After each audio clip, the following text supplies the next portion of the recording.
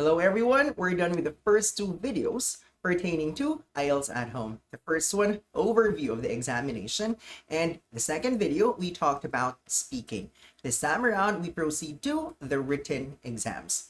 Typically, it's listening which comes first, followed by reading and then writing. At least that's the case for IELTS on paper and IELTS on computer. What about IELTS at home, Ms. Stel? Was it also listening that came first? It follows the same sequence. It's listening, reading, and writing.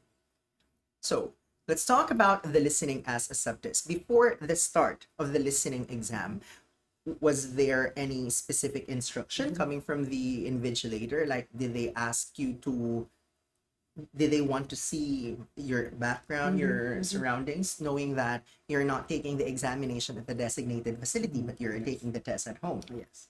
Okay, so for the second day, there were more preparation that you have to do with the invigilator. So what happens is that they will request you to scan the room with your camera, and then if they see something that is not normal or there's something that is not very clear, they will ask you what it is, and they're going to ask you to make sure that there's nothing that would refer to materials that you might use during your test.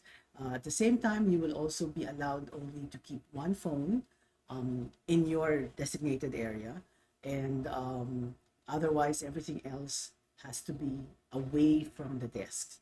Okay, so this is one way of them checking that your whole surrounding is free of any materials that might allow you to cheat. Okay, so for IELTS on paper, there are certain locations where candidates are provided with individual headsets. For other locations, they use the traditional sound system type. But for IELTS on computer, every candidate is provided with individual headsets. But this time, I vividly remember that Ms. Stel mentioned earlier that for IELTS at home, for the speaking subtest, you're not allowed to use individual headsets. So what about the listening subtest for IELTS at home? Were you allowed to use a headset this time, or did you just use the typical computer speakers? You were only allowed to use the speakers. So, similarly, you're not allowed to wear any headphones because then again, some voice might enter there, and that is a cause for cheating. Yeah. So Okay. For IELTS on paper, obviously, you're provided with a test booklet, so you can write anything on your test booklet. For IELTS on computer, you're not provided a separate scratch paper, although there is this sheet that we call candidate information sheet. You can write anything on it, and the invigilator is going to collect it at the end of the subtest. So what about IELTS at home? If you remember your experience, were you allowed to use a scratch paper while you're doing the listening subtest? okay. So there were no specific instructions in terms of having paper around you, okay? Because all the tests happens in the monitor, and you just have to use your keyboard to answer them. So and every time, because somebody's watching every single move that you make, if you actually look somewhere else or move away from your keyboard, your attention will be called. So there's really no chance for you to probably like write somewhere else while you're doing your keyboards. And they're Okay. very sharp about it.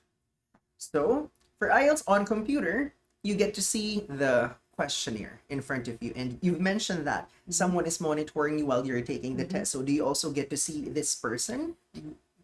Actually, none. So you're required to keep your camera open the whole time. So they're watching you. At least you're not conscious while you are taking the exam because you don't get to see the Yes, person yes. monitoring your performance. So that's about the listening subtest. Anything interesting you'd like to share to our online reviewees worldwide? Any tips on how you can possibly prepare for IELTS at home listening subtest? And what tips would you like to share in order for them to get the required advanced scores?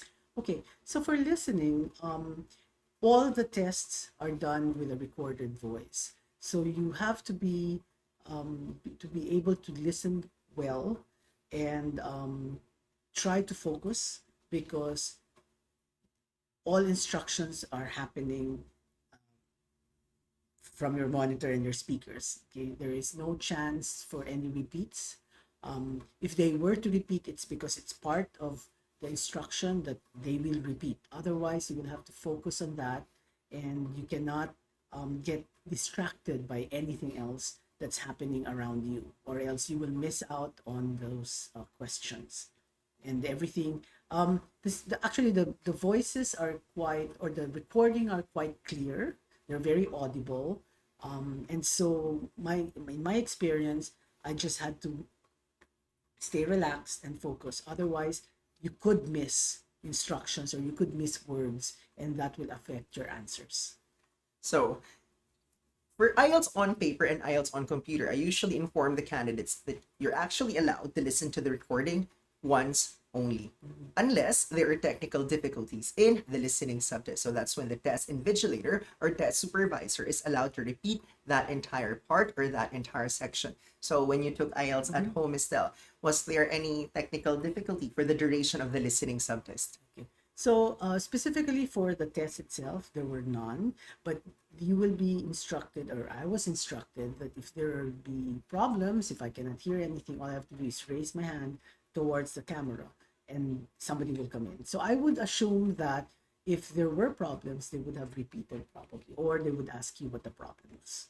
Let's just hope there won't be any technical difficulties so that everything is going to be smooth in order for the candidate to remain calm for the entire duration of the examination. So that's about it for the listening subtest. We still have 2 more subtests to talk about, reading and writing. See you in the next video.